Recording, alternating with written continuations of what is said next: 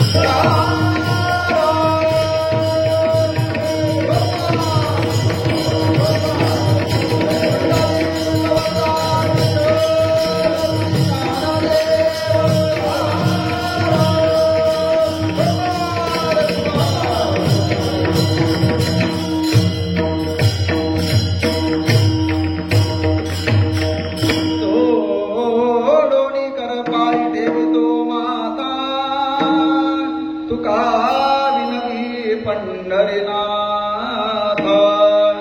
रंगी ओढवावी रंग कथा पूर्वी मनोरथा माय बापा महायोग पीठे तटव्य मृत्यम वरं पुंडरीकाय दातु मुनींद्री समागत तिष्ठन्तमानंद कंदम परब्रह्मलिंगम भजे पांडुरंगम पांडुरंगा करू व्रतमनमन दुसरे चरण संतांचिया त्यांच्या कृपादाने कथेचा विस्तार बाबाजी सद्गुरु दास तुका प्राप्त स्थळी निरूपणा करता घेतलेला अभंग तत्वज्ञ जगतवंदनीय श्रीमंत श्री तुकोबाराय यांचा तुकोबारायांच्या गाथ्यातील मागणीपर प्रकरणातले अभंग सेवेकरता घेतले आहे. मागणीपर प्रकरणातील अभंग सेवेकरता घेतल्याचं कारण सर्वांनाच ज्ञात आहे, मी त्याचा खुलासा करत नाही. आज सप्त्याची उपांत्य दिवसाची सेवा आहे, सप्त्याच्या जागराची सेवा आहे आणि संप्रदायाच्या अलिखित नियमाप्रमाणे सप्त्याच्या उपांत्य दिवसाला देवाकडे काहीतरी मागायला पाहिजे. मग काय मागायला पाहिजे या अभंगामध्ये महाराजांनी सांगितलेलं आहे आणि त्या नियमाला अनुसरून आजच्या दिवशी मागणीचा अभंग घेतलेला आहे. माझ्या सेवेला निरूपणाला सुरुवात करण्यापूर्वी पर्याय देतो असा की हरिभक्त परायण गुरुनाम गुरु कुलजी महाराज यांच्या प्रेरणेने या हरिओम सतनाम वारकरी संप्रदाय यांच्या सहकार्याने चालत असलेला पंचक्रोशीतील सर्व वारकरी समुदाय यांच्या प्रेरणेने यांच्या साह्याने चालत असलेला अखंड हरिनाम सप्ताह आणि या सप्ताहाची आजची जागराची सेवा माझ्या वाटेला आलेला आहे. हे माझं परमभाग्य आहे महाराज. कारण भगवान परशुरामांच्या म्हणजे भूमीमध्ये आणि त्यांच्या क्षेत्रामध्ये कीर्तन करायचं म्हणजे महाराज उजळले भाग्याता अवघी चिंता वारली भाग्याचा दिवस आहे महाराज. कोण्याही कीर्तन करायचं म्हणजे भगवंताच्या दारामध्ये क्षेत्रामध्ये कीर्तन करायचं हे भाग्याचं लक्षण आहे महाराज. मी माझं परमभाग्य समजतो. या सेवेला सुरुवात करण्यापूर्वी मी सगळ्यांचाच नाम उल्लेख करत नाही, तर सगळे ज्येष्ठ कीर्तनकार आहेत, प्रवचनकार आहेत, मृदंगमणी आहेत, टाळकरी वर्ग आहेत, श्रोते वर्ग आहेत, सगळे परिचित लोक आहेत. पण सर्वांचा नामोल्लेख करत बसलो तर फार वेळ होईल. परंतु महाराजांच्या उक्तीप्रमाणे सकळांच्या पाया माझे दंडवत किंवा मस्तक हे पायावरी या वारकरी संतांच्या. माफ करा, मी सर्वांचा नामोल्लेख करत नाही कारण की वेळेची मर्यादा आहे. त्यामुळे संप्रदायाच्या नियमाप्रमाणे आपल्याला अभंगावर बोलणं फार गरजेचं आहे. म्हणून वेळेतच माझ्या निरूपणाला चिंतनाला सुरुवात करत आहे. महाराज या अभंगामध्ये म्हणतात की तुले करी देवा ऐक हे वचन समळ अभिमान जाळी माझा.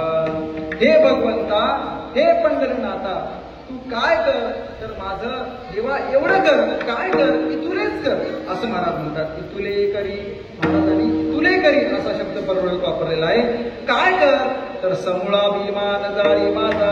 देवा माझा जो अभिमान आहे, माझ्या अंतःकरणामध्ये जो अभिमान आहे तो मुळासकट काय कर जाळून टाक. आहे का नाही महाराज? एवढ्यावर सांगितलंय, थांबत नाहीत. महाराज म्हणतात की देवा माझा नुसता अभिमान जाळू नकोस. अभिमान जाळल्यानंतर काय कर तर महाराज म्हणतात की बाबा मला समदृष्टी दे. की तुले करी देवा ऐक हे गोष्टी सर्व समदृष्टी तुझं दे. की देवा मला अशी दृष्टी दे की मी सर्व ठिकाणी समदृष्टीनं कोणाला पाहिजे, फक्त तुलाच पाहिजे असं मला काय कर दे. अशी मागणी मागतायत महाराज. एवढीच मागणी मागितली का? अजून पुढे जाऊन महाराज म्हणतात की देवा काय कर मला माझ्या अंतःकरणातलं जे अहंकार घालवल्यानंतर समदृष्टी दिल्यानंतर तू काय कर माझ्या जीवनामध्ये मला अत्यंत जी जीवनामध्ये अवघड असणारी गोष्ट आहे ती माझ्या जीवनामध्ये घडव. कुठली? तर संत चरण रज वंदी माथा. कुठली अवघड? बहु अवघड आहे संत भेटी. ही भेट अत्यंत अवघड आहे, त्याचा आपण निरूपणामध्ये विस्तार करू. पण महाराज जीवनामध्ये जी अति दुर्लभ अति अवघड असणारी जी गोष्ट आहे ती संतांची भेट जीवनामध्ये माझ्या घडव हे मागणं मागतायत. एवढंच मागण्यावर थांबलेत का महाराज? की देवा संतांची भेट झाल्यानंतर आता काय कर? दिवस रात्र दिन रजनी आहे का नाही, दिवस रात्र तू काय कर माझ्या हृदयामध्ये राहा. महाराज म्हणतात इतुले करी देवा ऐक हे बात हृदय पंढरीनाथ. दिवस रात्र देवा तू माझ्या हृदयामध्ये दिवस रात्र राहा. इको थोडं कमी कर, हामिंग मारते थोडस प्लेन. देवा तू माझ्या हृदयामध्ये अखंड राहा. आणि तुकाराम महाराज शेवटच्या चरणामध्ये म्हणतात की देवा भलतिया भावे तू कुठल्याही भावानं मला काय करता. मी अनेक मागण्या मागितलेल्या आहेत. तू कुठल्याही काय कर मला भावानं तार आहे की नाही. या प्रपंचातून ह्या जीवनामध्ये या संसाराच्या राहतगड्यातून मला तार. शेवटच्या चरणामध्ये महाराज म्हणतात भलतिया भावे तारी पंढरीनाथा तुका म्हणे आता शरण आलो देवा मी तुला शरण आलेला आहे. तू मला काय कर या भवसिंधूमधून काय कर पार पाडून ने. अशा पद्धतीनं माझ्या अल्पबुद्धीनं अभंगाची भावार्थ अभंगाचा अर्थ तुमच्या समोर ठेवण्याचा प्रयत्न केलेला आहे. विठोबा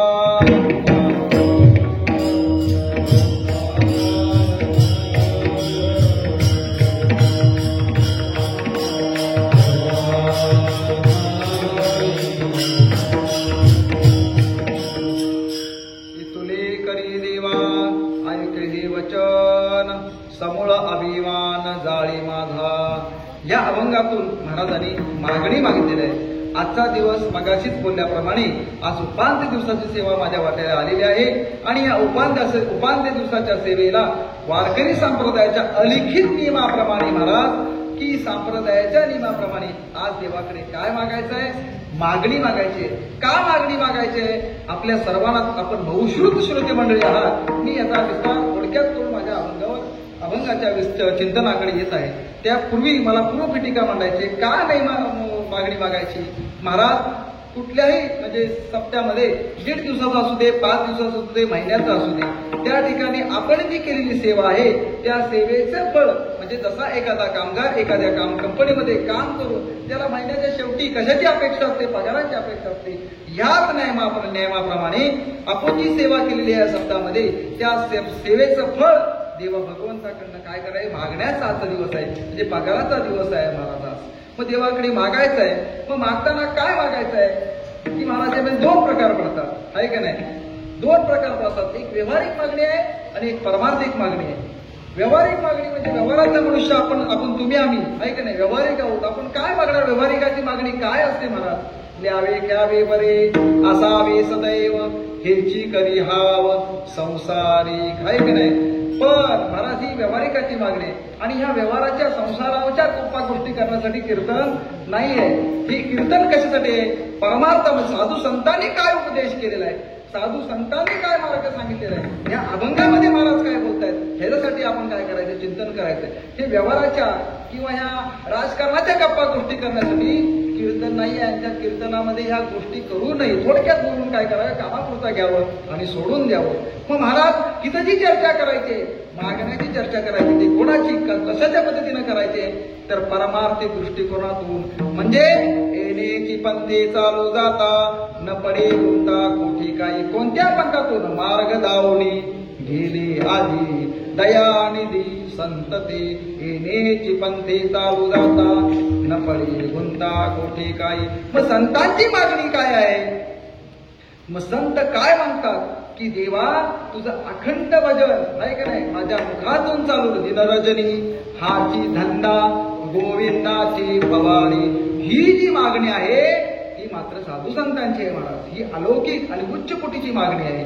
ती मागणी साधू संतांची आहे. मग या अभंगामध्ये तुकाराम महाराज मागतात आहे का नाही काही मागणे हे अमानुचित वडिलांची दान असो असे म्हणणारे तुकोबार आहे.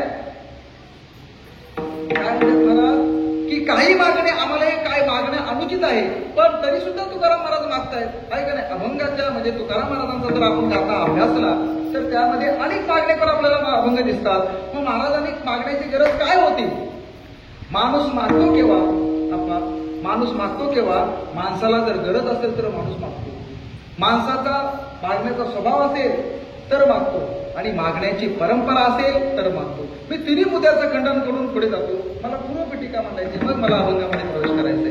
बघा तुम्ही काय काय ठिकाणी माणसाला गरज असते. उदाहरणार्थ मला समजा आपल्याला घर बांधायचंय मला घर बांधायचंय. त्या घर बांधण्यासाठी मला 5 लाख रुपयाची काय आहे गरज आहे का नाही. मला 5 लाख रुपयाची गरज आहे पण माझ्याकडे सध्या 3 लाख रुपयाच आहे. मग मला काय किती रुपयाची गरज आहे 2 लाख रुपयाची मला गरज आहे. मग मला 2 लाख रुपये पाहिजे. मग मी काय करणार? विश्वंभर महाराजांकडे जाणार. महाराज मला काय करा, घर बांधण्यासाठी एवढे पैसे कमी पडतायत, तुम्ही काय करा, मदत करा. म्हणजे मला गरज आहे म्हणून मी त्यांच्याकडे मागायला गेलो. म्हणजे काय काय वेळेला माणसाला गरज असते म्हणून माणूस मागतो. 2 नंबर तुम्हाला सांगितले काय काय ठिकाणी परंपरा असते. बघा तुम्ही पूर्वी म्हणजे आता सुद्धा काय काय ठिकाणी येतात, पण पूर्वी जास्त प्रमाणामध्ये जोगवा मागायला यायच्या बाया दारोमध्ये, आहे की नाही. अजून सुद्धा काय काय ठिकाणी परंपरा आहे जोगवा, आहे की नाही. जोगवा मागण्याची काय आहे परंपरा आहे. आणखी हे नाही समजलं तर आणखीन सांगतो. आता महाराज आळंदीमध्ये शिक्षण घेऊन आले. आळंदीमध्ये आज सुद्धा माधुकरी मागण्याची काय आहे परंपरा आहे. का त्यांना गरज आहे? परंपरा आहे. बरोबर आहे. मी 2 मुद्दे सांगितले. 1 मागण्याची गरज असते, 2 नंबर मागण्याची परंपरा असते, 3 नंबर काय कायांचा मागण्याचा स्वभावच असतो महाराज, आहे की नाही. मागण्याचा स्वभाव असतो. कसं काय? एक माणूस होता, खड्ड्यात पडला महाराज. चालता चालता एक मोठा खड्डा होता, त्या खड्ड्यामध्ये पडला. खड्ड्यामध्ये पडल्यानंतर आजूबाजू जाणारी माणसं जात असताना तुम्हाला खड्ड्यातून बाहेर काढा असं म्हणायला लागला. असं म्हणायला लागल्यानंतर जाणारी माणसं काय करायला लागली, त्याला वाचवण्याचा प्रयत्न केली, त्याला बाहेर काढण्याचा प्रयत्न केली. अहो बाबा तुम्ही खड्ड्यात पडलाय ना, तुमचा हात द्या, मी काय करतो तुम्हाला वर काढतो. पण तो बाबा काय ते बाबा आजोबा ते खड्ड्यात पडले होते का हात त्या माणसं कोणाला देईना. अशी भरपूर गर्दी जमायला लागली. कोण म्हणते हात द्या बाबा, तुम्हाला खड्ड्यातून बाहेर काढवा, हात द्या. तो काय बाबा म्हणजे हात द्यायला तयार नाही. त्याच्याच वस्तीमध्ये राहणारा, त्याच्याच वाडीमध्ये राहणारा एक मुलगा तिथून जात होता. ती गर्दी काय जमले म्हणून तो बघायला गेला, तर ते त्याच्या शेजारचेच आजोबा त्या खड्ड्यामध्ये पडले. म्हणजे काय झालं काय एवढी गर्दी जमले? अहो म्हणले बाबा खड्ड्यात पडले. त्यांना आम्ही सगळ्या मगापासून सगळेजण म्हणतोय की हात द्या, आम्ही तुम्हाला खड्ड्यातून बाहेर काढतो. पण ते काय खड्ड्यातून आम्हाला हात काय द्यायला तयार नाहीत. त्या सदग्रस्ताला, त्या मुलाला त्या बाबांचा स्वभाव माहित होता. म्हणजे बाबा की हे आशानावरती येणार नाहीये, त्यांना कधी यांच्या जीवनामध्ये द्या हा शब्द माहितीच नाही. बघा तुम्ही ह्यांना मी 2 मिनिटात बाहेर काढतो. म्हणले कसं काय? थांबा बाजूला व्हा. तो जो मुलगा गेला आणि त्या म्हणाला बाबा तुमचा हात द्या. काय करा? हात द्या. हात द्या म्हटल्यानंतर लगेच काय केलं त्यांनी? हात दिला महाराज. म्हणजे काय काय माणसांना घ्यायचं कधी द्यायचं कधी माहित नाही. घ्या असं म्हणल्यानंतर काय केला? तो बाहेर आला. माफ करा चुकलं, घ्या, आहे की नाही. हात घ्या. द्यायचं कधी त्या माणसाला माहित नव्हतं. हात घ्या म्हणल्यानंतर त्यानं काय केलं? लगेच बाहेर आला. म्हणजे काय काय माणसांचा स्वभाव कसा आहे, जीवनामध्ये दान द्यायचं कधी माहित नाही, घ्यायचंच माहितीये. मग इथं मला मुद्दा काय म्हणायचा आहे, तुकाराम महाराजांना मागण्याची काय गरज होती का? तुकाराम महाराजांची घराण्यामध्ये मागण्याची परंपरा होती का? तुकाराम महाराजांचं मागण्याचा स्वभाव होता का? यातलं तिन्हीपैकी महाराजांना काही गरज नव्हती. बरोबर आहे की नाही. तरी सुद्धा अभंगाच्या गाथामध्ये किंवा अनेक अभंग आपण बघतो, आहे की नाही. या अभंगामध्ये महाराजांनी मागणी मागितली का नाही? कशासाठी? म्हणजे महाराजांनी ज्या मागण्या मागितल्या त्या कशासाठी मागितल्या असावा याचं आपण थोडं चिंतन करायला पाहिजे, आहे की नाही. महाराजांनी का मागणी मागली असावी, हे जे अभंग म्हणजे मागणीपर अभंग आहेत ते महाराजांनी लिहायचं किंवा मागणी मागायचं कारण काहीतरी असेल ना महाराज. याचं कारण एवढंच आहे की माझ्या पाठून जो येणारा समाज आहे, माझ्या पाठून जो येणारे माझे भक्त मंडळी आहेत, वारकरी आहेत, त्यांनी ह्या मार्गाने चालावं. म्हणजे जीवनामध्ये चालत असताना कशा पद्धतीनं चालावं, कशा पद्धतीनं वागावं, ह्याची पायघडी आहे की नाही, ह्याची वाट आपल्याला या साधू संत महात्म्यांनी ह्याच्यातून दाखवलेलं आहे. मागताना काही सुद्धा मागू नये. बघा तुम्ही मोठ्यांचं अनुकरण काय करतात, लहाने करत असतात. मला सांगा बाबा, म्हातारी माणसं सुधारली पाहिजेत का तरुण सुधारली पाहिजे?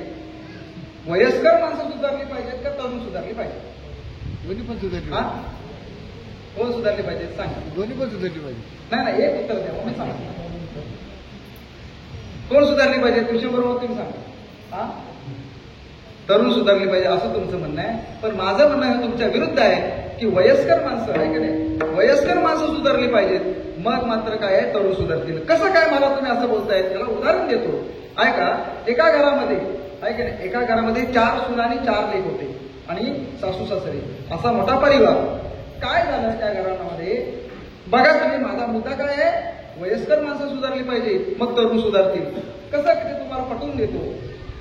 त्या घरामध्ये 4 सून आणि 4 लेक होते आणि त्या 4 सुनांना त्या सासूनं प्रत्येकीला 4 कामं वाटून दिली होती. कोणी धुणं करायचं, कोणी भांडी करायची, कोणी स्वयंपाक करायचा, आहे का नाही, आणि कोणी केर कचरा काढायचा, असं घरामध्ये कामं वाटून दिली होती. ज्या दिवशी एका दिवशी ज्या सुनेचा जेवण करण्याचा जो नियम होता, दिवस होता, महिना होता, त्या दिवशी बिचारी ती जेवण सकाळी उठल्यापासून करत होती आणि त्या दिवशी तिला एक काहीतरी कामानिमित्त बाहेर जायचं होतं आणि ती जेवण करायला कालवण वगैरे शिजवून टाकलेलं आहे आणि गॅसवर ठेवलेलं आहे. गॅसवर ठेवल्यानंतर त्या कालवणामध्ये मीठ टाकायचं होतं, पण तिचं बाहेर काम असल्यामुळं ती घरातल्या तिच्या जाऊबाईला सांगायला गेली, मोठ्या जाऊबाईला, की जाऊबाई मला काय करायचं, जरा कामानिमित्त बाहेर जायचंय, कालवण चुलीवर ठेवलेलं आहे, तुम्ही काय करा, थोड्या वेळाने त्याच्यामध्ये 1 चमचा मीठ टाका. ती म्हणायला लागली, बाय सासूबाईने प्रत्येकीला कामं वाटून दिलेली आहेत, मला काय ते जमणार नाही, तुझं तू काम बर म्हणजे ठीक आहे. ती दुसरीकडे गेली, तिला ती कपडे धुणारी करणारी तिची जाऊबाई तिच्याकडे गेली. तिला म्हणायला लागली, जाऊबाई मला जरा कामानिमित्त बाहेर जायचंय, तुम्ही काय करा, कालवण चुलीवर ठेवलेलं आहे, तुम्ही काय करा, त्याच्यामध्ये थोडंसं मीठ टाका, मग मी लगेच येते थोड्या वेळ बंद करायला. ती म्हणली, बाबा मला भरपूर काम आहे, मला काय जमणार नाही, तुझं तू बघ. तिनं तिच्या पण अपेक्षा भंग झाली, तिसरीकडे गेली, तिला पण ते सांगितलं की मला असं कामानिमित्त बाहेर जायचंय, जरा कालवणामध्ये मीठ टाकायला का. ती म्हणली, माझं काम आहे भरपूर आहे, माझंच काम मला आवडत नाही, तुझं कुठलं मीठ टाकू. तिच्याकडनं पण अपेक्षा होती, ती भंग झाली. आता मात्र ती आईकडे म्हणजे सासूबाईकडे गेली. सासूबाई असं कालवण चुलीवर ठेवलेलं आहे, तुम्ही काय करा, थोड्या वेळाने त्याच्यात मीठ टाका, मी थोड्या वेळातच बाहेर जाऊन येते. ती म्हणली, बाय मला आता काय काम होत नाही, म्हणून मी तुम्हाला चौघीने काम वाटून दिलेले आहे, मग तुझं काम तूच सांभाळ, मला काय जमणार नाही. असं म्हणून ती म्हणली, ठीक आहे, हरकत नाही, मी साल्यांचं काय करीन, त्या कालवणात मीठ टाकेन. म्हणून ती बाहेर गेली, तिचं काय काम असेल ते करायला ती काम बाहेर निघून गेली. पहिलीला जेव्हा सांगितलं होतं, म्हणजे थोरल्या जाऊबाईला, तिनं पहिलीला काय सांगितलं होतं की कालवण चुलीवर ठेवलेलं आहे, जरा मीठ टाक. तिच्या अंतःकरणामध्ये दयाभाव निर्माण झाला. असू दे, कशी का असं ना, आपल्या लहान बहिणीसारखीच आहे, आपल्याला काम सांगितलंय ना, काय होतंय आपल्या कामामध्ये थोडं मीठ टाकलं तर. तिनं दयाभाव, तिच्या अंतःकरणामध्ये दयाभाव निर्माण झाला. तिनं काय केलं, कालवणामध्ये मीठ टाकलं, ती तिच्या कामाला निघून गेली. जे दुसरीला सांगितलं होतं, तिच्या अंतःकरणामध्ये पण दयाभाव निर्माण झाला. असू दे, आपल्या लहान बहिणीसारखीच आहे, मग तिनं काय केलं, कालवणामध्ये मीठ टाकलं. तसं दोघींनी, आईने पण काय केलं, जाऊ दे, आपल्या मुलीसारखीच आहे, काय करूया, जाऊ दे, आपल्या मुलीसारखीच आहे, कामाला गेले ना, मग तिनं काय केलं, मीठ टाकलं. असं किती जणींनी मीठ टाकलं, दोघींनी, कितीनी, दोघींनी, बरोबर आहे. आता ती बाहेर गेली होती, ती म्हणली, बाबा आता ह्यांना सगळ्यांना सांगितलं होतं, पण ह्यांनी यांच्याकडनं उत्तर काय आले, बाबा आम्ही काय मीठ टाकणार नाही, तुझं काम तू कर.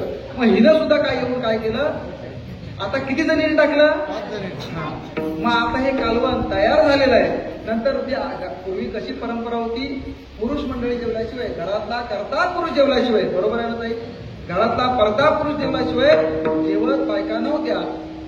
मग ते दादा आहे का नाही, तिचे सासरे होते, त्यांना काय म्हणत होते, दादा म्हणत होते. दादा आले म्हणजे सासरे आले आणि ते जेवायला बसले, जेवायला वगैरे वाढले, भाजी भात वगैरे सगळं वाढले, कालवण वगैरे त्यांनी खाल्लं. कालवण खाल्ल्या त्यांना कसं लागलं असेल, पण कालवण त्यांनी तोंडामध्ये घातलं, त्यांना काय झालेला प्रकार कळाला. त्यांनी कालवणाची वाटी तशी ठेवली आणि पत्नीला हाक मारले, अगं घरामध्ये दही वगैरे आहे का, तेवढे आहे, मला वाटीभर दही द्या. त्यांनी ते दही घेतलं आणि दह्यासंगती जी काय असणारी भाकरी असेल, चपाती असेल, ती खाल्ली आणि काय केले, निघून गेली. नंतर थोरला मुलगा आला, धाकटा आला, दोघे जण आले, जेवायला बसले. जेवायला बसल्यानंतर पहिला तुकडा म्हणजे कालवणामध्ये बुडवल्यानंतर त्यांना लक्षात आलं की कालवण खारट झालं. पण त्यांनी अगोदर विचारलं की आमच्या अगोदर ऐकून जेवले का, ते म्हणले हो दादा जेवून गेले. मग त्यांनी काय बोलले का, म्हणजे काय नाही बोलले. त्यांनी काय जेवणात म्हणजे ह्याच्या व्यतिरिक्त घेतलं होतं का, हो म्हणले दही घेतलं, आम्हाला पण दही द्या. त्यांनी पण काय केलं, दही घेतलं आणि दह्यासंगती खाल्लं. असं 3-4 खाल्लं. नंतर या महिला मंडळांची पंगत बसली आणि जेवण जेवायची वेळ आली आणि जेवण जेवल्यानंतर कालवण खाताना त्यांच्या लक्षात आलं कालवण कसं आहे, खारट आहे. हे सगळ्यांनी खाल्लं पण कोण काय बोललं नाही. याचा अर्थ काय तुम्हाला समजलं का, मोठा मनुष्य म्हणजे सासरे घरामध्ये जेवल्यानंतर त्यांनी काही विना तक्रार करता ते अन्न ग्रहण केलं, म्हणून पाठचे जे आहे की नाही त्यांनी सुद्धा काय केलं, त्याच पद्धतीनं ते चालले. मला सांगा आता वयस्कर सुधारायला पाहिजे, म्हणजे ज्येष्ठ मंडळींनी अनुसरण म्हणजे कसं केलं पाहिजे, चांगलं केलं पाहिजे. म्हणून येण्याची पण ते चालू जातात. कुठल्या पद्धतीने चालणार आहे, आपण तरुण माणसांच्या पद्धतीने चालणार आहे की ज्येष्ठांच्या, अहो मार्ग दावणी गेले आधी दयानिधी संत त्या संतांच्या मार्गाने चाललाय, म्हणजे मोठ्यांचं अनुकरण आहे की नाही. कोण करतात, लहाने करतात. म्हणून मोठ्यानी जीवन जगत असताना कसं वागलं पाहिजे, पद्धतशीर पद्धतीनं वागलं पाहिजे. म्हणून महाराज म्हणतात की मोठ्यांचं अनुकरण हे पाठवून येणारे करणार आहेत. म्हणून त्या पद्धतीने काय पाहिजे, मागणी मागायला पाहिजे. नाना फडणवीसांच्या एका म्हणजे कथा कादंबरीमध्ये कथा आहे महाराज. नाना फडणवीसांकडे एक ग्रहस्थ येतो बघा, एक ग्रहस्थ येतो, 2 घोडी घेऊन येतो बरं का महाराज, 2 घोडी घेऊन येतो. त्या दिसायला दोन्ही घोड्या सेम असतात, दोन्ही घोड्या पांढऱ्या खट्ट शुभ्र असतात. नाना फडणवीसांना तो व्यक्ती म्हणतो की नाना की तुम्हाला ह्या 2 घोडी मी देईन, पण ह्याच्यामधली आई कोण आहे आणि लेकरू कोण आहे का नाही ते मला सांगा, तर मी तुम्हाला काय करेन, घोडी देईन. आता दोन्ही घोडी दिसायला सेम, उंचीला सेम, काही एक किंचित फरक नाही आहे. मग मला सांगा अशा सेम टू सेम दिसणाऱ्या घोड्यामध्ये आई कोण आणि तिथं लेकरू कोण सांगता येईल? नाना फडणवीस हे फार बुद्धिचातुर्याच्या ज्या गोष्टी आहेत त्याच्यामध्ये कथा आलेली आहे, फार हुशार होते. म्हणजे हरकत नाही आहे, तुम्ही काय करा, या दोन्ही घोडींना चालाय सांगा, त्यांना काय करा, चालाय सांगा. त्यांना तो त्यांच्या भाषेमध्ये असं हाकवतो आणि त्या घोड्या चालायला लागतात. थोडं अंतर चालून देतो, चालून गेल्यानंतर चालायला लागल्यानंतर दोन्ही संघाचे असतात, थोड्या अंतरानं एक पुढे आणि एक मागे चालते. नाना फडणवीस सांगतात जी पुढे चालते ती आई आहे आणि पाठी चालते ते लेकरू आहे. तो मनुष्य म्हणला बरोबर आहे. अरे तुम्ही कसं काय ओळखलं? म्हणले बाबा मोठ्यांच्या पाठनं चालता तो कोण असतो, तो लहान असतो. म्हणून हा जो समाज आहे तो मोठ्यांचं अनुकरण करणारा आहे. म्हणून महाराज म्हणतात की त्या पद्धतीनं मागणी मागायची आहे. म्हणून महाराज ठिकठिकाणी मागणी मागतात आणि लहान माणसं आहे की नाही, माझ्या पाठून येणारा जो समाज आहे तो त्याचा अनुकरण करणार आहे. म्हणून महाराज या अभंगाच्या पहिल्या चरणामध्ये मागणी मागतात. अभंगाचं पहिलं चरण, इथलं कवी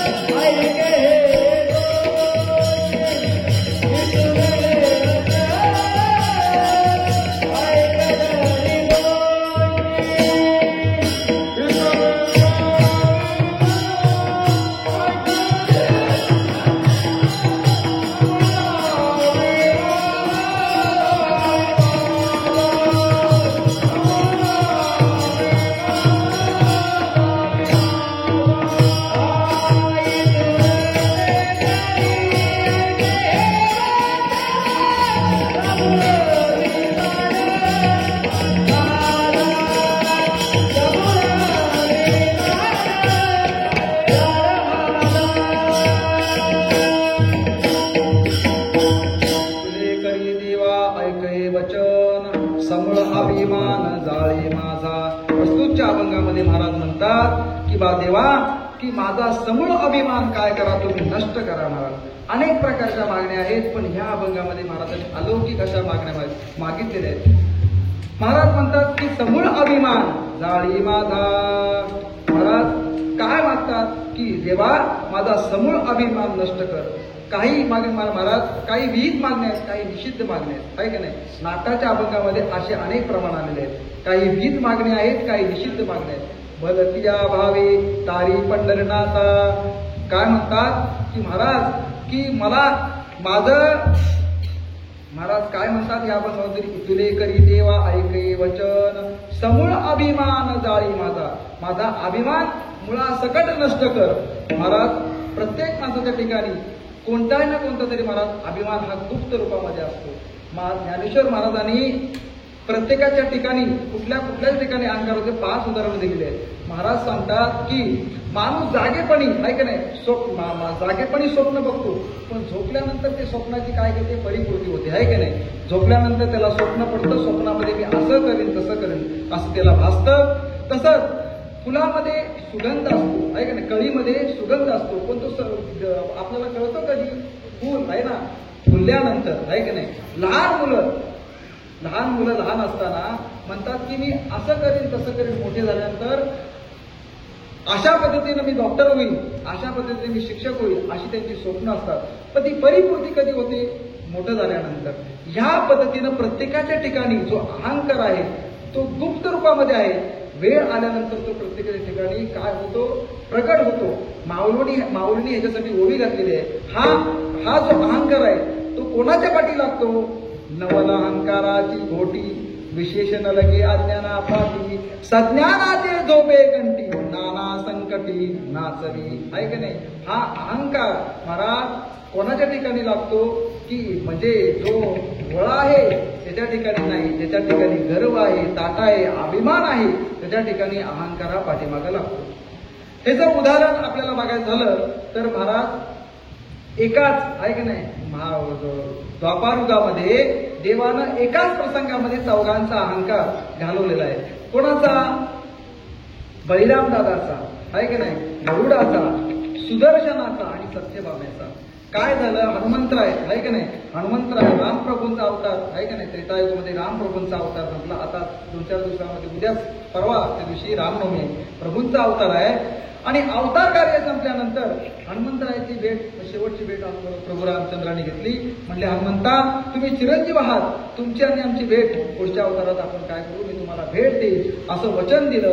द्वापारयुग सुरू झालं. कृष्णावतार भगवंताचा अवतार सुरू झाला. आणि सुरू झाल्यानंतर देवांचं अवतार कार्य सुरू झालं. आणि पुढे जाऊन नंतर हनुमंताची भेट घेण्याचा प्रसंग आला महाराज. आणि त्या प्रसंगामध्ये देवानी चौघांचा जो अभिमान आहे तो नष्ट केला. कोणाकोणाचा तर बळीराम दादांचा, गरुडाचा, सत्यभामेचा आणि सुदर्शनाचा. महाराज हनुमंतराय प्रदक्षिणा करत असताना भगवान श्रीकृष्ण परमात्मा द्वारका नगरीमध्ये जिथं आहे तिथं आले. कुठं आले. त्यांच्या बगीचेमध्ये आले, त्या बागेमध्ये आले. आणि आल्यानंतर तिथल्या त्या वनामध्ये असणारी जी फळं वगैरे खाऊ लागले. आणि खात असताना तिथल्या त्या रक्षक होते, तिथे वनरक्षक होते. त्यांनी काय केलं हनुमंतरायांना, आहे का नाही, हगवण्याचा, त्यांना घालवण्याचा, भीती दाखवण्याचा प्रयत्न केला. पण हनुमंतराय की त्यांना ऐकेना. ही बातमी आपल्या प्रभूला आपल्या मालकांना सांगावी म्हणून ते रक्षक काय केले देवाजवळ गेले आणि म्हणायला लागले की एक कोणतरी भला मोठा वानर आलेला आहे आणि त्याला काय तो आम्हाला ऐकत नाहीये, त्याचा बंदोबस्त केला पाहिजे, नाही तो आपल्या वनाची काय करेल नासधूस करेल.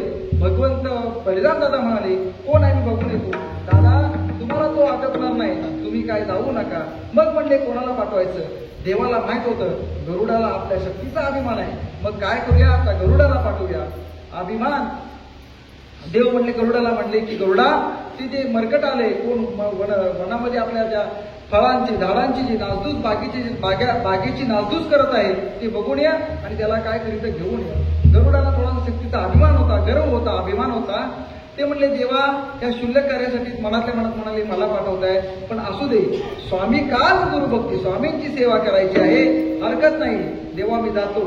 गरुड अभिमान थोडा घेऊन निघालेले आहे आणि गेले हनुमंतराय फळं खात आहेत, म्हणजे झाडावर बसून आहे की नाही, जे काय फळं वगैरे खात आहेत. आणि गरुड गेल्यानंतर त्याला मरकट वाटलं, ते पक्षीच वाटला कोणतरी. ते म्हणले, हे माकडा काय करतोय, इथनं चालता नाही तर तुला फार मोठी शिक्षा देईल. हनुमंतरायाने काय आपल्याला ऐकू येतच नाही असं दाखवून काय तिथं ऐकलंच नाही. गरुड थोडस पुढे गेले आणि पुढे गेल्यानंतर परत ओरडायला लागले, तू ऐकतोयस का नाही तर तुला मी शिक्षा मोठी कडक करीन. हनुमंतरायांनी असा माग डावात केला आणि गरुडाचे पंख धरले, गर गर फिरवला आणि समुद्रामध्ये फेकून दिलं. गरुड डुबक्या खाऊ लागला, मरणांतावस्थेत आला. कसा बसा तिथं वाचून भगवंताच्या द्वाराजवळ चरणाजवळ आला. देवा म्हटलं, हे तुम्ही बरोबर नाही केलं. काय झाले गरुडाचा, काय सांगण्याच्या पलीकडच आहे. तुम्हाला जर माझा राग आला होता तर माझ्या एक कानाखाली मारायची होती, पण त्या माकडाजवळ तुम्हाला त्याच्या शक्तीचा अनुभव होता. तुम्ही तिथं मला मुद्दाम पाठवलेलं आहे. म्हणले, तसं नाही बाबा, तू तिथं काय त्याला सांगितलं नाही. म्हणलं, तू त्याला व्यवस्थित बोलस का नाही. तू आता काय कर, परत जा आणि काय कर, रामाने बोलवलंय असं सांग. देवा म्हणलं, आता मी जाणार नाही. एकदा पण आता मी जीव वाचून आलोय आणि परत तुम्ही मला मृत्यूची तावडीत टाकताय. म्हणले, हे काय बरोबर नाही. मी सांगतोय ना म्हणून जा, आता तुला काय करणार नाही. काय कर, रामानी बोलवलंय असं सांग. बलिराम वगैरे असं काय म्हणू नको, रामानी बोलवलंय असं सांग. असं सांगितल्यानंतर गरुड गेला, पण घाबरतच गेला. अगदी लांब अंतरावर राहून काय केलं, ते हनुमंतरायानं सांगितलं की तुला काय केलंय, राम प्रभूंनी तुला बोलवलेलं आहे. राम प्रभूंनी बोलवले म्हणल्यानंतर हनुमंतराय उडी मारूनच गरुडाजवळ आले. गरुडाचा बीपी हाय झाला. आता म्हणलं, हा बाबा काय करतोय. म्हणले, कुठं आहे राम. आणि असं म्हणल्यानंतर इथं आतमध्ये नगरीमध्ये आहे. आता इथं राम अवतार धारण करायचा आहे. तुम्हाला एक सांगू का महाराज, की भगवान श्रीकृष्णाचा जो अवतार आहे तो एकट्या फक्त हनुमंतरायाला आवडला नाही, आहे की नाही. म्हणून देवाला राम अवतार सोडून, कृष्ण अवतार रूप सोडून वर्णन आहे त्याचं, पण आपल्याला वेळेपुरतं आपल्या कथेपुरतं घ्यायचं आहे.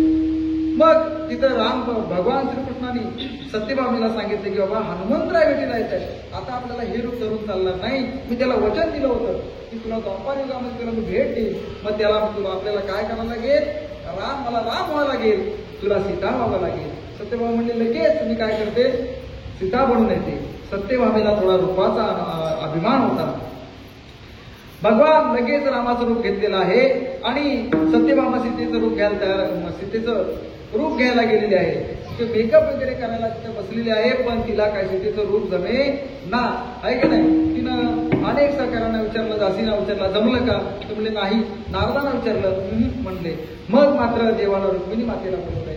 रुक्मिणी माता ही सिद्धाच होती, आहे की नाही. तिनं लगेच काय केलं, वल्कल धारण केली आणि सीतेचं रूप धारण केलं महाराज. आणि हनुमंतराय आलेले आहेत आणि आल्यानंतर द्वारामध्ये काय झालं, सुदर्शन चक्रानं अडवलेलं आहे. अडवल्यानंतर सुदर्शन चक्र अडवलं आणि अडवल्यानंतर हनुमंतरायाने काय केलं, त्याला बगलेमध्ये मारलं.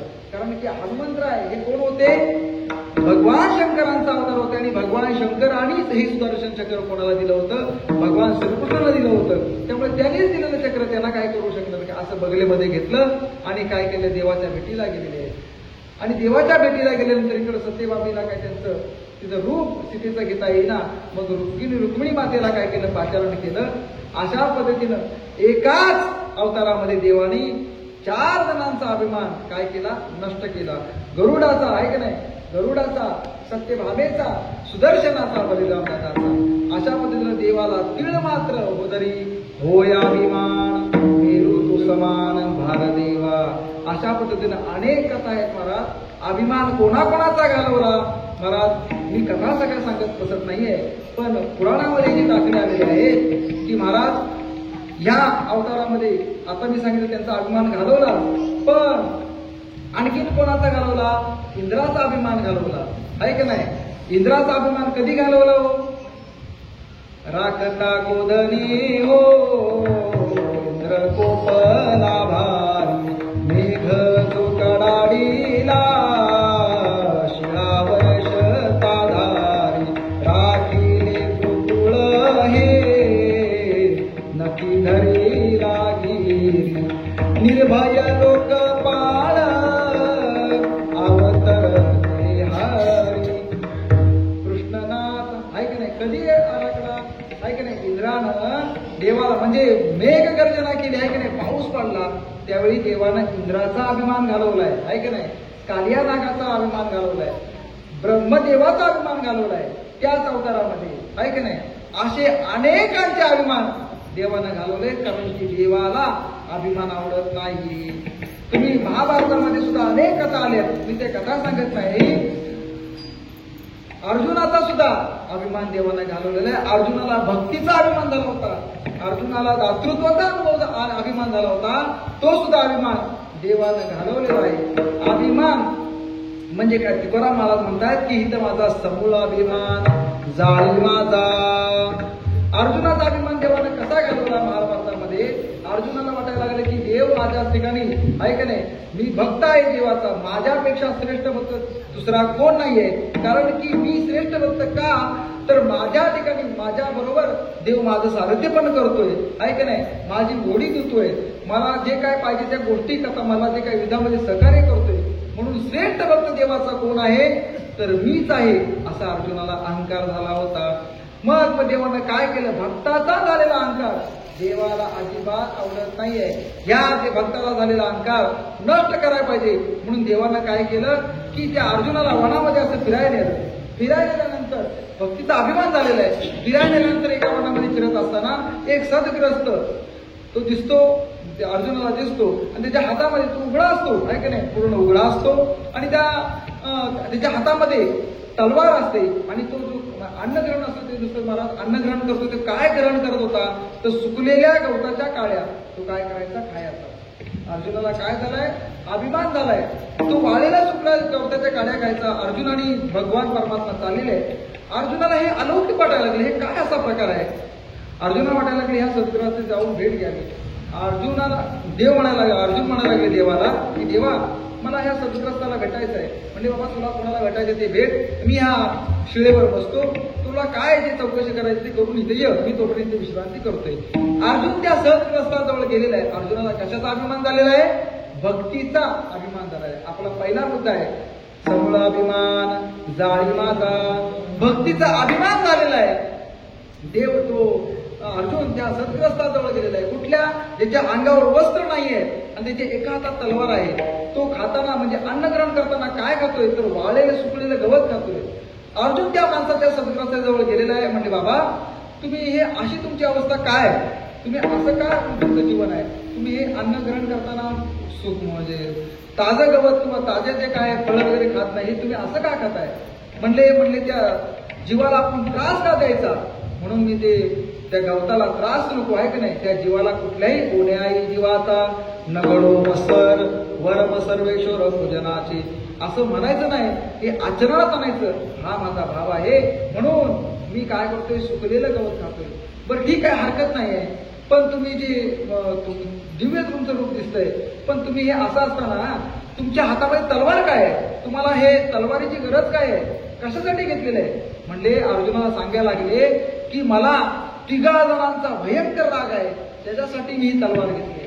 आणि त्या 3 जणांना मला काय करायचं? भेटते ना तर मला त्यांचे तुकडे तुकडे करायचे, त्यांना मारायचं आहे, त्यासाठी मी तलवार घेतली. कोणाला म्हणले मारायचं आहे? म्हणले तुला काय करायचं बाबा, तू जा तुझं काम कर, मी माझंही बघतो. म्हणले सांगा, मी श्रेष्ठ तत्वधारी आहे, मी तुमच्या या कार्यामध्ये तुम्हाला मदत करीन. अभिमान होता भक्तीचा. म्हणले नक्की करशील? हो. ही तिची अर्जुनाचं वचन ऐकल्यानंतर ते बाबा म्हणायला लागले ठीक आहे, मी तुला सांगतो, मला ह्या कार्यामध्ये नक्की मदत करशील, तू त्याला मारशील? नक्की. म्हणले मी श्रेष्ठ तत्वधारी आहे, मी तुम्हाला वचन देतो. अर्जुनाने भगवंताला अनेक प्रतिज्ञा केल्यात, वचन दिलेत, आहे का नाही? अनेक प्रतिज्ञा केल्यात, पण पूर्ण कोणी केल्या? अर्जुनाने केल्या. अग्निकास्त्र घेईन, आहे का नाही? मी काय करीन? त्या आश्वस्त ह्याला जयद्रथाला मारीन, नाही मारला तर मी काय करीन? अग्निकास्त्र सेवीन. तो जयद्रथ मारायचं काम भगवंतानंच केलं, आहे का नाही? म्हणजे प्रतिज्ञा करायच्या अर्जुनानं आणि पूर्ण करायच्या कोणी? भगवंतानं. अर्जुना म्हणला तुम्ही काय काळजी करू नका, मी तुम्हाला ते 3 जण कोण आहेत त्याला मारायसाठी मी तुम्हाला सहकार्य करेन, मी तुम्हाला वचन देतो. म्हणजे ठीक आहे, तुझा अट्टहासच आहे तर मी तुला सांगतो. म्हणजे पहिला 3 जण आहेत, त्यातला पहिला जो आहे तो ब्राह्मण आहे. तो म्हणजे त्याने काय केलं? माझ्या देवाजवळ आला आणि माझ्या देवाला छातीला लावला. त्या छातीचं निशाण देवाच्या अजून छातीवर आहे का नाही? माझ्या हृदयात, माझ्या भगवंताच्या हृदयावर लात मारली ती मारली. त्याच्याकडे ढोंगून सुद्धा बघितलं नाही, आणि माझा भगवान परमात्मा कनवाळू कृपाळू भक्ताला घेऊन असा असणारा भगवान परमात्मा त्या भक्ताला म्हणतोय की बाबा तू लाखमध्ये तुझ्या पायाला दुखापत नाही झाली ना, तिथे पायाचे पाय लागलाय, तरी सुद्धा तो ब्राह्मण आहे का नाही त्या देवाकडे माझ्या बघत नाही, त्यानं माझ्या भगवंताला लाथ मारले, तिची खून मी मिटू शकत नाही, पण तो भेटला तर त्याला मी सोडणार नाही, आहे का नाही. अजून म्हणा लागला की बाबा ह्याला मी वचन दिलंय, आता मी क्षत्रिय आणि ब्राह्मण मारून माझे मी पाप करून घ्यायचं अवघड झालंय, आता म्हणजे मी वचन देऊन काय झालंय फसलोय. आता म्हटलं तुमचा दुसरा शत्रू कोण आहे, म्हटलं दुसरा शत्रू कोण आहे, ती म्हणली एक स्त्री आहे. स्त्री आहे, कोण स्त्री आहे, ती म्हणली माझ्या भगवंताला तिनं बोलवलं रात्रीच्या वेळी आणि माझ्या भगवंताला उष्टपान दिलं खायला, आहे का नाही. काय केलं, उष्ट खायला दिलं. तिला काय कळत नाही का स्वयंपाक करून दुसरं काहीतरी द्यावं म्हणून. ती भेटली, ती 5 जणांची बायको आहे काहीतरी म्हणतात, ते असं मला कळालंय. ती भेटली तर तिला सुद्धा सोडणार नाही. आता म्हणला अर्जुन घाबरला, म्हणले हे बाबा लय कडक दिसत आहेत की म्हणले स्त्री हत्या करायची फार अवघड आहे, ब्रह्महत्या स्त्री हत्या म्हणजे माझं म्हणजे मी नरकातच जाणार. आता मात्र अवघड द्यायला मी वचन देऊन अवघड म्हणणं करून ठेवलेलं आहे. आता यांचा तिसरा शत्रू कोण आहे कुणास ठाऊक. म्हणजे तुमचा तिसरा शत्रू कोण आहे बाबा सांगा. म्हणले तिसरा शत्रू त्याला तर मला पहिलंच मारायचं आहे. कोण आहे तो, तो म्हणला तो त्याचं मला नाव माहित नाही, पण तो त्या माझ्या भगवंताला घोडी धुवायला लावतो, माझ्या भगवंताला सारथ्य पण करायला लावतो, असा असणारा तो आहे. तो मला एकदा भेटू दे, मी त्याचे तुकडे तुकडे केल्याशिवाय. अर्जुन तिथनं पळाला, तो काय परत त्याच्याजवळ आला नाही. भगवंता हा बाबा आता मला ठारच मारतोय, नशीब याला माहित नाही मीच अर्जुन आहे ते. म्हणजे मला अर्जुना ठिकाणी जो अभिमान होता तो गर्भगळीत झाला, आहे की नाही. मीच भगवंताचा सेवक आहे, मीच भगवंताचा श्रेष्ठ भक्त आहे. जो अभिमान होता तो महाराज काय झाला, घडून झाला. भगवंताच्या ठिकाणी जी भगवंताची सेवा करायची ती कशी करायची, निस्वार्थ भावने.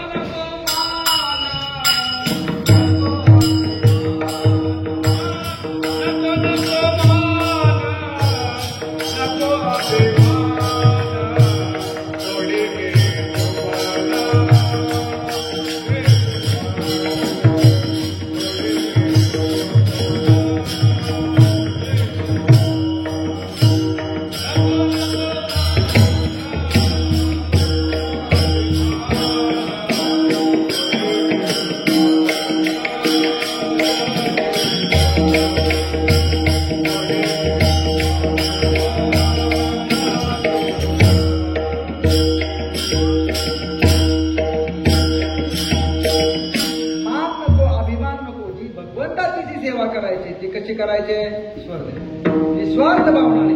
महाराज या ठिकाणी म्हणतात समूळ अभिमान जाळी माझा जो अभिमान आहे तो मुळा सकट जाळून टाक. याला काय म्हणतात आपण, अत्यंतक निवृत्ती. समूळ अभिमान जाळी माझा. महाराज म्हणतात एक पुन्हा एक कबीर महाराजांचा, देने को अन्नदान लेने को हरिनाम तरणे को लेने को हरिनाम तरणे को कुमार कुमार.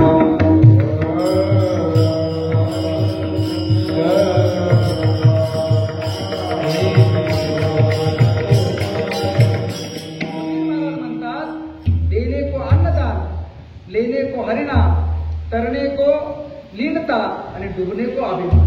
आहे का. महाराज म्हणतात की डुबायचं असेल, तुम्हाला तरायचं असेल तर काय करा, द्यायचं असेल तर अन्नदान करा, आहे का नाही. तुम्हाला घ्यायचंच असेल तर भगवंताचं नामचिंतन घ्या, आहे का नाही. तुम्हाला करायचं असेल तर तुम्ही लीन झालं पाहिजे. लीन झाला, आहे का नाही. लीन झाला होता तेने कोंडिले अनिता अनंता, आहे का नाही.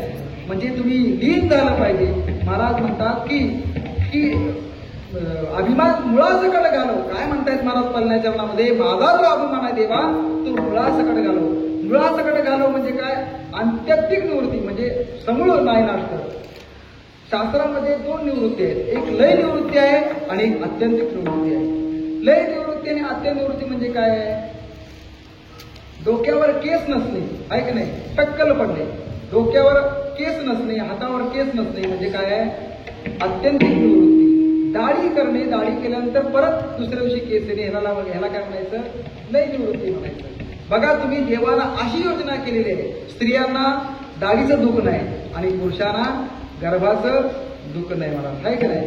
अकबर बादशाच्या दरबारामध्ये बिरबल काम करत होता, सगळ्यांना कथा माहिती आहे की नाही. अकबर बादशाच्या दरबारामध्ये बिरबल काम करत होता आणि त्या बिरबलाची म्हणजे ते जे असणारे बाकीचे प्रधान मंडळी त्याचा द्वेष करायचे, कारण की बिरबल हा बादशाचा आवडता वजीर होता, आहे की नाही. त्या बिरबलाचं बादशासमोर दरबारासमोर आहे की नाही नाक कापायचं किंवा ह्याचा अभिमान ह्याला खाली पडायचं अशी त्यांची भावना होती. म्हणून म्हणजे दिवसेंदिवस काही ना काहीतरी युक्ता सुचून ठरवून बिरबलाला काय करायचं, त्याचा अभिमान त्याला ह्या पदावरनं बाहेर काढायचं असं त्यांच्या मनामध्ये होतं. म्हणून ते अनेक प्रयोग करायचे. त्यातला एक प्रयोग त्यांनी ठरवलं की आज बिरबलाला बादशाला असा प्रश्न विचारायला सांगायचा त्याचं उत्तर तर त्याला देता येणार नाही. पण बिरबल म्हणजे मला कोण होता म्हणजे आत्ताच्या भाषेमध्ये सांगायचं म्हटलं तर बिरबल म्हणजे आत्ताच्या युगामधला भाऊ कदम, हिंदी आणि मराठीमधला भाऊ कदम आणि हिंदीमध्ये कपिल शर्मा. हजर जबाबी हो, बरोबर आहे का नाही. हजर जबाबी कुठलाही प्रश्न विचारा उत्तर त्यांच्याकडे बरोबर आहे मला तयारच. बादशाला त्या प्रधानमंत्र्यांनी सांगितलं की बादशाह की तुम्ही बिरबल आला की त्याला तुम्ही प्रश्न विचारा. काय प्रश्न विचारा? माणसाच्या हाताला केसच का नाही, माणसाच्या तळहाताला केस का नाही. बादशाह हा प्रश्न ऐकून आश्चर्यचकित झाला. म्हणजे हा प्रश्न वेगळाच आहे. म्हणजे माणसाच्या हाताला केस का नाही. म्हणले हरकत नाही, हा तुम्ही बिरबलाला प्रश्न विचारा, त्याचं उत्तर बिरबलला येतंय का. म्हणजे ठीक आहे मी विचारतो. दरबार भरला. दुसऱ्या दिवशी बिरबल आला, दरबार भरलेला आहे आणि अकबर बादशाहने बिरबलाला विचारलं की बिरबला की सांग की माणसाच्या हातावर केस का नाही. बिरबल म्हणला कोणाच्या. आता कोणाच्या सांगायचं, प्रधानजीचं सांगायचं तर बिरबल ओळखणार की हेनीच काय केलंय मला म्हणजे मुद्दाम खाली पडण्यासाठी हा प्रश्न विचारलाय. मग बादशाह म्हणायला लागले की आता कोणाचं सांगायचं, माझ्या हातावर का केस नाही सांग. बिरबल म्हणला की जहापणा तुमच्या हातावर केस का नाही सांगू. म्हणजे तुम्ही कायम समाजाला दान देता, दान देऊन देऊन तुमच्या हातावरचे काय झाले केस गेले. बादशाह खुश झाला की खरोखरच होतं. बादशाह काय करायचा, अनेक येणाऱ्या याचकांना काय करायचं, दान द्यायचा. दान देऊन देऊन ज्यापणा तुमच्या हातावरचे केस गेले. आता म्हणलेला आता काय विचारायचं. बरं म्हणले माझ्या हातावरचे केस दान देऊन देऊन गेले, मग तुझ्या हातावरचे केस काय, मग तुझ्या हाताला केस का नाही. बिरबल म्हणला जहापणा तुम्ही दान देऊन देऊन तुमच्या हातावरचे केस गेले, मी दान घेऊन घेऊन माझ्या हातावरचे काय झाले केस गेले. वा म्हणले बिरबल वा. अरे पण म्हणले तुझ्या माझ्या हातावरचे केस दान देऊन देऊन गेलेत, तुझ्या हातावरचे केस दान घेऊन घेऊन गेले, पण ही बाकी सगळी जी मंडळी आहेत त्यांच्या हातावरचे केस का नाही. ते म्हणले जहापणा ऐका, तुमच्या हातावरचे केस दान देऊन देऊन गेलेले आहेत, माझ्या हातावरचे केस दान घेऊन घेऊन गेले आणि बाकीची जी मंडळी आहे हे आपल्या दोघांचा व्यवहार त्यांना बघवत नाही म्हणून यांचे हात चोळून चोळून काय झालेले आहे का नाही. म्हणजे मला अभिमान जो आहे तो कसा आहे, एकामेकावर म्हणजे द्वेष करण्यामध्ये आपण व्यस्त आहोत म्हणून अभिमान वाढत चाललेला आहे. महाराज म्हणतात की असा अभिमान गेल्यानंतरच समभाव येतो, समदृष्टी होतो. ह्याचेच वर्णन महाराजांनी अभंगाच्या दुसऱ्या चरणामध्ये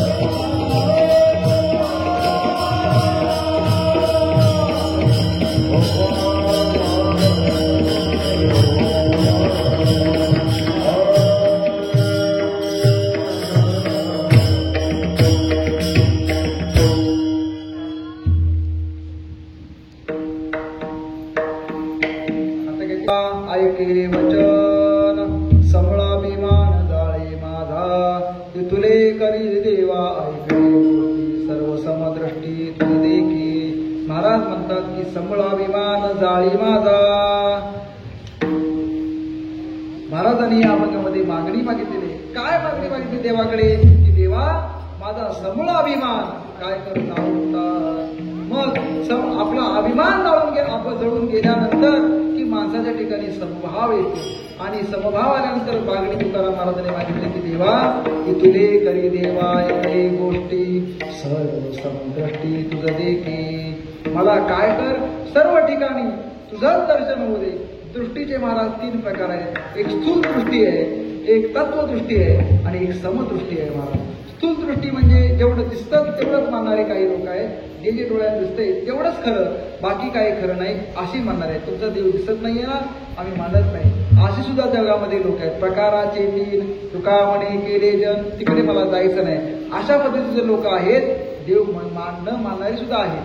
असो काही तत्वदृष्टी म्हणजे काय जगामध्ये जे चांगलं आहे का नाही, म्हणजे चांगलं वाईट ह्याचा विचार करून ते स्वीकारणारे काय आहेत लोक आहेत. ज्ञानेश्वर महाराज म्हणतात या उपाधी माझी गुप्त, या उपाधी माझी गुप्त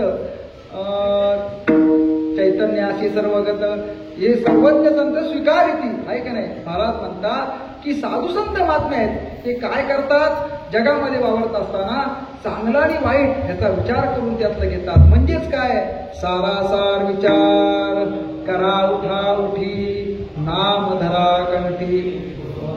काय आहे म्हणायला गायक मंडळी खरंच उत्कृष्ट एकाहून एक बळी आहे महाराज. पण वेळेची मर्यादा असल्यामुळं मला क्षमा करा.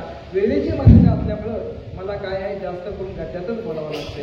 तुम्ही आता टीव्हीवर कीर्तन ऐकतायतच. अभंगाचा म्हणजे प्रतिपादन जो विषय आहे तो आपण जर समाजापर्यंत पोहोचू शकलो नाही तर मग कीर्तनाचा काय म्हणजे आपण नमनामध्ये म्हणा किंवा प्रमाणाच्या चालीमध्ये जर आपण वेळ घालवला तर ही मंडळी म्हणतील महाराजांनी सगळं अभंगाच्या चालीमध्येच वेळ घालवला.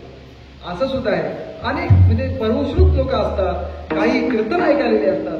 तर मंडळी जाताना काय म्हणतात मी पण इथंच उभा राहणारा माणूस आहे की नाही. मग महाराज आपल्याला ऐकायला मिळतं काय हो त्यांनी विश्वंभर महाराजांनी साडीचा अर्धा तास काढली. माफ करा नाव घेऊन बोलते समजून जावा आहे की नाही. असं आहे. म्हणून काय आहे प्रतिपाद्य विषय थोडक्यात आपला जसा सुचेल भगवत जसा कृपा करेल सद्गुरू जसं आज्ञा देतील त्या पद्धतीनं त्या कीर्तनकारानं कमीत कमी अभंगाचा भाव समाजासमोर श्रोत्यांसमोर मांडायला पाहिजे, देवासमोर मांडायला पाहिजे असं मला वाटतंय. म्हणून माफी मागतो की प्रमाण आहेत पण मला काय आहे वेळेची मर्यादा असल्यामुळं अभंगावर बोलायचं आहे. महाराज म्हणतात की ती जी लोक आहेत ते कसं जगामध्ये वावरतात चांगला आणि वाईट म्हणजे सारासार विचार असा करून काय करतात जगामध्ये वावरतात. ह्याला काय म्हणतात तत्वदृष्टी म्हणतात. दुसरं सांगितलं की कुठली आहे समदृष्टी.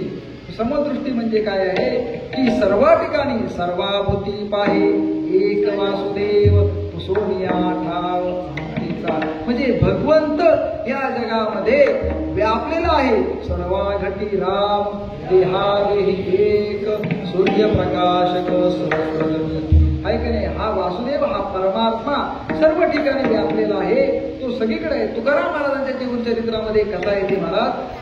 तुकाराम महाराज अयोध्येमध्ये माऊलीच्या दर्शनाला गेलेले आहेत आणि दर्शना गेल्यानंतर तिथं आजार ऋषीच्या जवळ बसले, तिथं बसले सुवर्ण पिंपळाजवळ बसल्यानंतर तिथं असणारे जे पक्षी आहेत ते उडून गेले. उडून गेल्यानंतर महाराजांनी लगेच मनामध्ये भाव प्रकट केला की माझ्या ठिकाणी कुठला तरी अहंभाव आहे का नाही, माझी दृष्टी सम नाहीये म्हणून हे पक्षी उडून गेले. आपण इथं अनुष्ठान करायचं. महाराजांनी तिथं अनुष्ठाना बसले. कधीपर्यंत जोपर्यंत ते पक्षी माझ्या अंगावर येऊन बसत नाहीत, त्यांचं आहे की नाही ते माझ्या जवळ येऊन बसत नाहीये तोपर्यंत महाराजांनी काय केलं अनुष्ठान केलं. महाराज म्हणजे सर्व ठिकाणी भगवंताला व्यापक दृष्टीने बघण्याचा जो दृष्टिकोन आहे तो कोणाचा आहे संतांचा आहे. मी वासुदेव भगवता करो येईल विचारिता.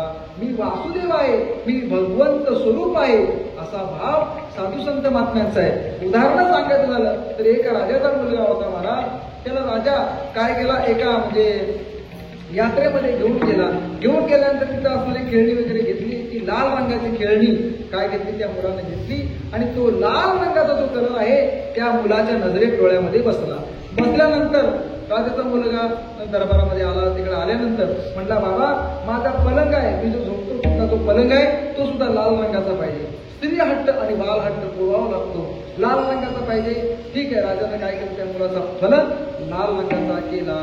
बाहेर आला तो मुलगा, आपल्या मुलाचे सैन्यांचे कपडे बघितले, बाबा यांचे कपडे मला असे नाही पाहिजे, लाल रंगाचे पाहिजेत. राजाने ते सुद्धा मान्य केलं. सगळ्या सैन्यांचे कपडे काय केले, लाल रंगाचे केले.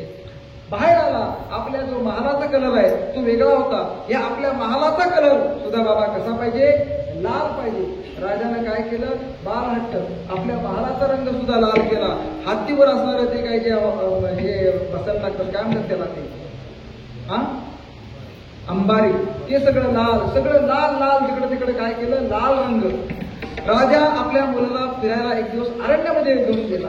अरण्यामध्ये गेल्यानंतर तिने सगळं निसर्ग सौंदर्य बघितलं, झाडं बघितली. झाडं बघितल्यानंतर झाडांची पानं त्याला कशी दिसली, हिरवी दिसली. हिरवी दिसल्यानंतर तो वडिलांना म्हणायला लागला, बाबा मला या झाडांची पानं सगळी काय झाली पाहिजेत, लाल झाली पाहिजेत. तो म्हणला, बाबा हे कसं शक्य आहे, नाही झालीच पाहिजे, जर झाली नाही तर मी आजच्यापासून जेवणार नाही. आता काय करायचं, मुलगा हट्टाला भेटला. आता काय करा, राजाने दौंडी पेटवली. बाबा ह्या त्या सगळ्यातली झाडांची जी पानं आहेत, जो कोण लाल करील त्याला काय करील, मी अर्धराज्य देईल. काय करील, अर्धराज्य देईल. आता ही दौंडी ऐकून आता कोण असा रशियाने पेंटिकून झाडाची पानं लाल करणार आहे, काय तर तुम्हाला कराल तुम्ही. आता म्हणलं तुझं जेवण तर नको देऊ, आपण कोण करणार नाही. महाराज असं ऐकून तिथं असणारे साधू संत मात्र एक वारकरी चालले होते. ही दौंडी त्यांनी ऐकली आणि त्या राजाच्या दरबारामध्ये आले. म्हणले, राजा मी तुमची दौंडी ऐकली की काय झाडाची पानं लाल करायचे. म्हणले, मी करीन, नक्की करीन. म्हणले, मला तुम्ही अर्धराज्य देणार ना, पण तुमचं काही नको महाराज, मी तुमची झाडाची पानं लाल करेन. कसं शक्य आहे, म्हणले शक्य आहे महाराज. काय करा, तुमच्या मुलगाला झाडाची पानं काय पाहिजे, लाल दिसायला पाहिजे. ती झाडाची पानं, एवढ्या सगळ्या झाडाची पानं लाल करणं शक्य नाही. तुम्ही काय करा, तुमच्या मुलग्याला लाल कलरचा चष्मा घालायला द्या, त्यामुळे काय होईल, त्याला सगळं लाल दिसेल. आहे की नाही. काय काय बघा महाराज, तर तिकडे जर्सी गाई असतात त्या तिकडे हिरवा चारा खायची सवय असते. आहे की नाही. आपल्याकडे सुकलेला गवत वगैरे ते खात नाही. मग काय करायचं, त्यांना हिरव्या कलरचा चष्मा घेतल्यानंतर काय होतात, धष्टपुष्ट होतात. अशा पद्धतीनं तुमच्या काय करा, त्या मुलाला हिरव्या लाल कलरचा चष्मा घाला. म्हणजे काय होईल, त्याला सगळं झाडाची पानं लाल दिसेल. म्हणजे ह्याच पद्धतीनं आपण कुठल्या कलरचा चष्मा घातलाय, त्या कुठल्या कलर अंतःकरणामध्ये काय भाव आहे, ह्या पद्धतीनं आपण देवाकडे जाऊ असतो. आहे की नाही. भाव बळया कळे एरविना कळे करतळ्या बळे. आपल्या अंतःकरणामध्ये भाव काय आहे ह्याच्यावर एक कथा सांगतो आणि सेवा काय आहे समोर पडतो. अभंगाचा भाव मोठा आहे, पण वेळेची मर्यादा आहे. त्यामुळे आपल्याला वेळेतच काय होतं, आपल्याकडे भाव कसा आहे मला. अकबर बिरबलाची कथा आहे, ती सांगून आपण काय सेवा समारोपाकडे घेऊया. अकबर बादशाह काय मग बिरबलाला चिडवण्याचा त्याचा उद्देश असायचा. बादशाह म्हणायला लागला की बिरबला, मला रात्री छान स्वप्न पडलं. काय स्वप्न पडलं, म्हणले की मी स्वप्नामध्ये आता चाललेलं आहे, आपण दोघं, तू पण माझ्या सोबत चाललेला आहे आणि मी चालता चालता घाणीच्या खड्ड्यामध्ये पडलो. आहे की नाही. मी काय झालं, मधाच्या खड्ड्यामध्ये पडलो आणि तू काय केलं, चालता चालता पुढे घाणीच्या खड्ड्यामध्ये पडला. घाणीच्या खड्ड्यामध्ये पडल्यानंतर असा बादशाह, आपलं अकबर बादशाह आहे की नाही, खूप हसायला लागला. म्हणले, मी मधाच्या खड्ड्यामध्ये पडलोय आणि तू काय केलं, घाणीच्या खड्ड्यामध्ये पडलाय. ते राजा सांगून हसायला लागला. मला वाईट वाटलं तुझं. आणि हे सांगता सांगता राजा बिरबलाची चेष्टा करायला लागला. बिरबलच तो मगाशी सांगितलं, हजर व्हावी, तो गप बसला नाही मला. तो म्हणला, राजेसाहेब तुमच्यासारखं स्वप्न मला सुद्धा पडलं. म्हणले, कसं काय. म्हणजे मी पण रात्री झोपलो होतो आणि झोपल्यानंतर मला स्वप्नामध्ये आपण दोघं फिरायला निघालो असं पडलं. आपण, अरे माझ्यासारखं स्वप्न आहे. म्हणजे हो, तुम्ही मधाच्या खड्ड्यात पडलात आणि मी घाणीच्या खड्ड्यात पडलो. अरे माझं स्वप्न सांगतोय राजेसाहेब, पुढं ऐका, तुमचं स्वप्न तिथंच थांबलं, माझं स्वप्न पुढे गेलं. म्हणले, काय पुढे झालं. ते म्हणले, तुम्ही मधाच्या खड्ड्यामध्ये पडलात, मी घाण्याच्या खड्ड्यामध्ये पडलो आणि खड्ड्यामध्ये आपण दोघं पण बाहेर आलो. तुम्ही मला चाटत होतात आणि आता मला सांगा, काय आपण विचार करतोय. म्हणजे कसं बघतोय एकाकडे, त्याच्याकडे काय आहे, समदृष्टी आपला हेतू आहे. म्हणजे इथं महाराज काय सांगतात की आपण देवाकडे कसा आपला भाव आहे, जैसा भाव तसा भाव असेल तसं आपल्याला कळलं मिळतं. म्हणून महाराज सांगतात इथून करी देवा ऐके गोष्टी सर्व समदृष्टी तुझं देखे. दृष्टी सम झाल्यानंतर आपल्याला काय होते, त्या संतांची प्राप्ती होते. इथुले करी देवा विरवितो तुझ संत चरण रज वंदी माता. संतांच्या चरण रजाचा फार मोठा प्रताप आहे. थोडक्यात भावार्थ सांगून काय करतो, पुढे जातो महाराज.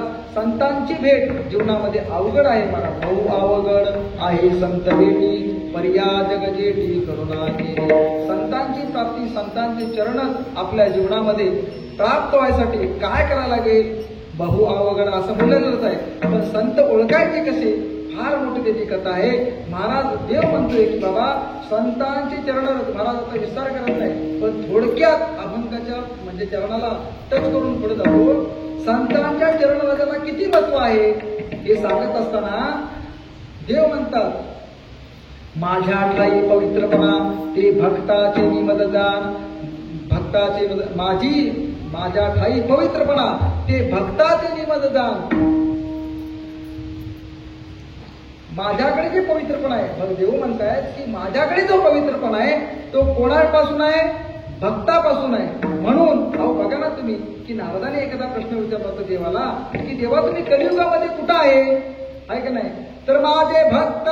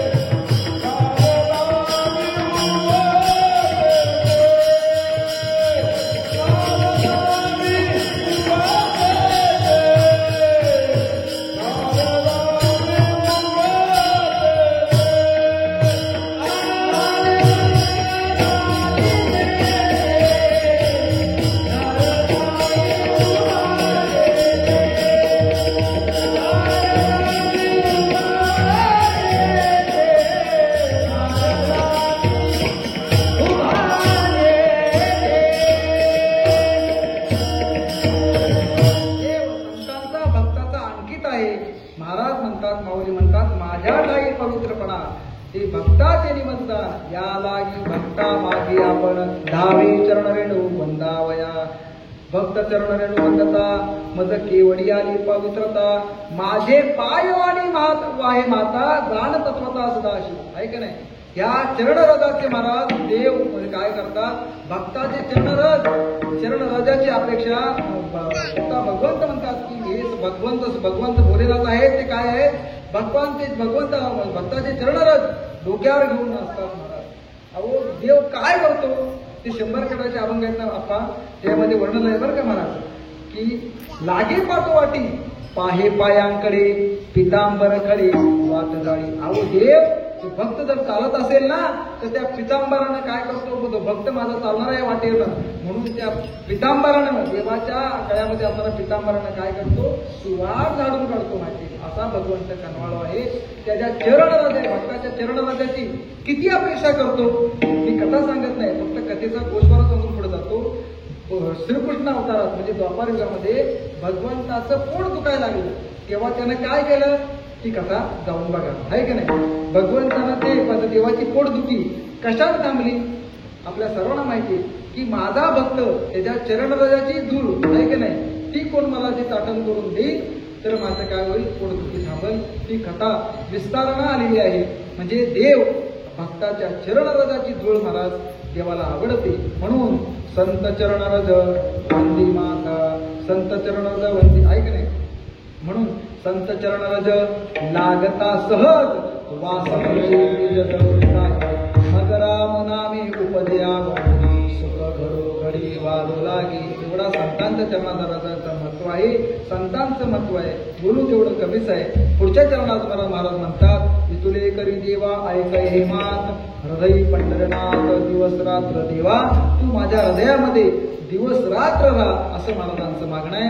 आणि महाराज शेवटच्या चरणामध्ये म्हणतात, बलतिया भावे तारी पंढरीनाथ, बलतिया भावे तारी पंढरीनाथ, बलतिया भावे तारी पंढरीनाथ, बलतिया भावे तारी